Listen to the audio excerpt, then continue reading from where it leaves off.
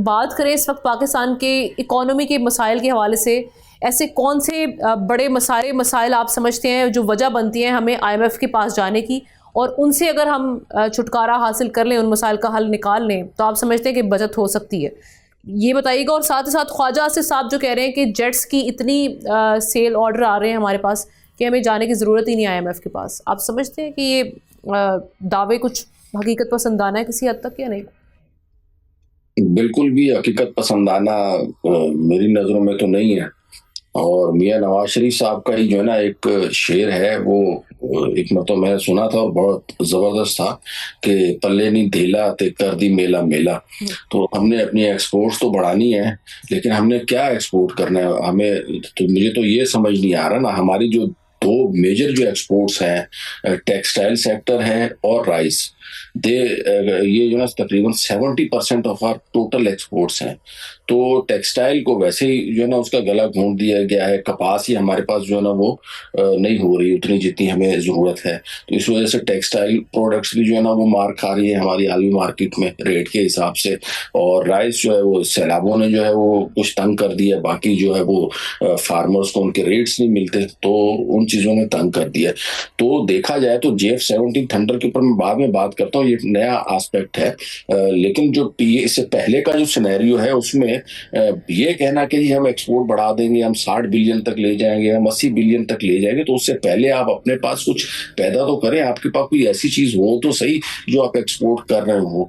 और बाकी जो आपने बताया कि उसमें अवामिल कौन कौन से हैं जो हमारे इवन टेक्सटाइल सेक्टर की या राइस की ग्रोथ को रोक रहे हैं, तो टेक्सटाइल सेक्टर में सबसे जो बड़ा मसला है वो तो पावर का मसला है। बिजली जो है ना खित्ते में सबसे महंगी जो है वो हम प्रोड्यूस कर रहे हैं। उसके बाद टैक्स रेट्स जो है वो इतने ज्यादा है, खासतौर पे कारपोरेट सेक्टर के ऊपर, या इवन अगर जो है वो इंडिविजुअल बिजनेसमैन है उनके ऊपर भी जो है ना वो अच्छे खासे टैक्स रेट्स हैं। और उसके बाद जो है रही सही कसर जो है वो लेबर जो है वो पूरी कर देती है। कॉटन हमारे पास है नहीं, तो वो ग्रोवर्स या वो जो बड़े बड़े जो जो टेक्सटाइल प्रोड्यूस करने वाले हैं वो तो चले जो है ना वो कपास वगैरह अपनी उगा लेते हैं। इलाके उन लोगों ने खरीदे हुए जमीनें पंजाब में या ठेके पे लिए, उसके थ्रू वो थोड़ा बहुत सरवाइव कर रहे हैं। छोटा जो जो टेक्सटाइल वाला है वो तो बिल्कुल उसकी जान निकल गई। ऑन दी अदर हैंड जो है वो राइस की, अगर मैं एग्रीकल्चर की बात करूं तो वहां पे हमारे यहाँ जो है वो खादें इतनी महंगी हो गई हैं, क्वालिटी का सीड हमें नहीं मिलता, दवाइयाँ 2 नंबर मार्केट में इतनी ज्यादा हो गई हैं कि जो है ना फार्मर की वैसे ही कमर जो है वो टूट जाती है। और फिर उसके बाद रेट उसको नहीं मिलते। तो इस वजह से बड़ा मतलब जो है ना वो प्रॉब्लम है। तो इसमें बड़े हमें इकदामात की जरूरत है इन सब चीजों को कवर करने के लिए। अब JF-17 थंडर की जहां तक आपने बात की, बिल्कुल ये एक अच्छा वेन्यू है। और पाकिस्तान जो है ना वो एक वाहिद डिफेंस ही ऐसी जो है इस वक्त पावर है। और जो जिस तरीके से इनकी बात की जा रही है, इसमें भी अल्टीमेटली कुछ रॉ मटेरियल या इंजन वगैरह वो तो हमें चाइना से लेना पड़ेगा। लेकिन हमारे यहाँ इसकी प्रोडक्शन और कैपेबिलिटी भी है हमारे पास। तो इंशाल्लाह इसकी जो है ना वो अगर हमारी वाकई बढ़ जाती है एक्सपोर्ट, और जिस तरीके से बताया गया है कि ऑर्डर्स आ रहे हैं, तो ये $60 बिलियन का जो ख्वाब देखा गया है वो शर्मिंदा ताबीर हो सकता है। लेकिन उसके लिए हमें अगेन जो है ना वो टेक्निकल एक्सपर्टीज और कैपेबिलिटीज की जरूरत है। इसमें कोई शक नहीं है कि हमारे पास रिसोर्सेज बेतहाशा मौजूद हैं। व्हीकल मैन्युफैक्चरिंग की अगर आप बात करें तो उसमें, या इवन रेलवे में, ट्रांसपोर्ट सेक्टर में, हर जगह पे हमारे पास रिसोर्सेज की कमी नहीं है। हमारे पास सिर्फ मसला ये है कि एडमिनिस्ट्रेटिवली हमारे यहाँ चीजें कमजोर हैं, गवर्नेंस के मसाइल हैं, और उसके बाद सबसे बढ़ के जो वो करप्शन है। तो इन सब चीजों की वजह से हमारी जो इकोनॉमी और एक्सपोर्ट जो है वो ग्रो नहीं कर पा रही है। अदरवाइज इंटीग्रेंट्स हमारे पास बिल्कुल पूरे हैं सब चीजों के। चौधरी साहब, एक और मसला जो हम देख रहे हैं खास तौर पे SMEs के हवाले से अगर हम करें, एक बात करें तो लिमिटेड फाइनेंस है उनके लिए। अब उनको एक्सपोर्ट वैल्यू चेन में अगर SMEs के लिए हम कॉस्ट को कम करने और जो उनका तरसील का टाइम है उसको कम करने के लिए क्या किया जा सकता है? दूसरा ये कि एक और मसला कि ओवरसीज़ लैब के लिए, लैब में सर्टिफिकेशन के लिए इनको जाना पड़ता है, उसका ऑल्टरनेटिव क्या किया जा सकता है यहाँ पर? क्या वसाइल की कमी है यहाँ? देखिए, ये स्मैडा जो है ना बड़ा पुराना एक इदारा है, ये जो स्मॉल एंड मीडियम इंटरप्राइजेस को जो है ना वो सपोर्ट कर रहा है। और मुझे याद है आज से 10-15 साल पहले हमने भी एक आध कोई छोटा मोटा प्रोग्राम जो है वो इनके साथ किया था रिगार्डिंग टेक्निकल सर्विसेज।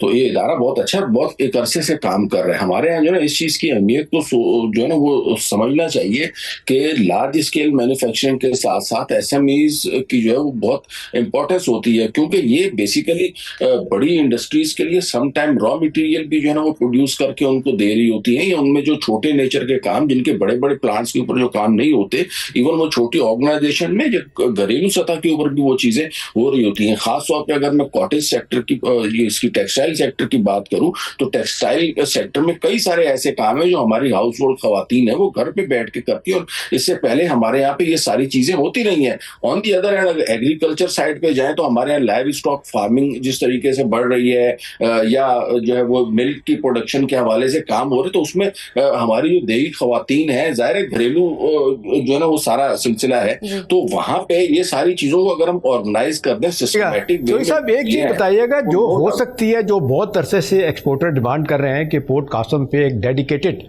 ये एक्सपोर्ट का एक टर्मिनल बना दिया जाए, ये क्यों नहीं बनाया जाता? आपके ख्याल में इसकी क्या वजह है और हुकूमत क्या इसमें रुकावटें हैं? जबकि वो कहते हैं अगर ये बना दिया जाए, एक तो मामलात हैं कि वो कहा जाता है कि जी इनके पास इतने वो जगह नहीं है कि जहाँ पे अपनी चीज़ें रख सकें ज़्यादा देर के लिए, लेकिन ये बहुत अरसे से कहा जा रहा है कि एक अलहदा से बना के टर्मिनल दे दिया जाए तो एक्सपोर्टर को इसका बड़ा फ़ायदा होगा। आपके ख्याल में यहाँ पे क्या ब्यूरोक्रेसी है, यहाँ पे क्या हर्डल है, पैसे की बात है, कस्टम अथॉरिटी का अपने माल खांचे हैं, क्या है? देखा ना, ब्यूरोक्रेसी तो इसमें टोटली इन्वॉल्व है ही, है ना। ब्यूरोक्रेसी अगर एक चीज को नहीं चाह रही करने देना तो वो फिर उसमें जो है ना टेक्निकल प्रॉब्लम्स पैदा होते रहते हैं, ठीक है ना। तो इसमें कोई शक नहीं है कि यहाँ पे अगर पोर्ट कासिम पे जो है ना वो बना देते हैं एक्सपोर्ट के लिए अलग से, तो हमारे एक्सपोर्टर्स की जो है वो टोटल कॉस्ट भी जो है वो कम हो जाएगी, जो ट्रांसपोर्ट के हवाले से वो पे कर रहे होते हैं, और उनकी जो प्रोडक्ट्स हैं वो कंपैरेटिवली कंपैरेटिबल हो जाएंगी।